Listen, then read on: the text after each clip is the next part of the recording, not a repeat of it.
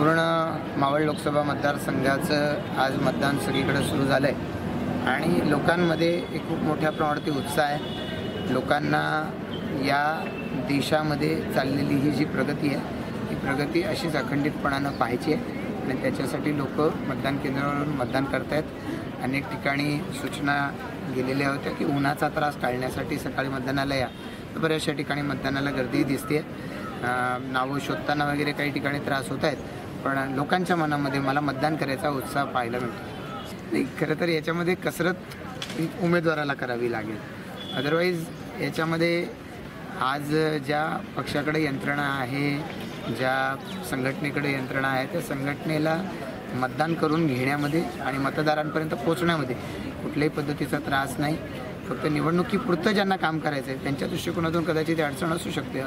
अन्यथा आम्ही सारी मंडळी सातत्यानं लोकांमध्ये वर्षभर जात राहतो। वर्षाचे 365 दिवस लोकांच्या सुखदुःखामध्ये सहभागी होतो। मतदारांपर्यंत पोहोचण्यामध्ये त्याच्यात कुठलाही त्रास नाही। अनेक ठिकाणी जे महाराष्ट्रामध्ये वेगवेगळ्या 2-3 जिल्ह्यांमध्ये किंवा 2 जिल्ह्यांमध्ये एक मतदारसंघ वाटला गेला आहे, अशी अनेक उदाहरणं आहेत। शेवटी मतदार संख्या वरती अवलंबून हे सगळं जर असणार तर या गोष्टी अपरिहार्य आहेत, पण मला वाटत नाही की त्याचा मतदानावर कुठल्याही पद्धतीने फरक पडतो।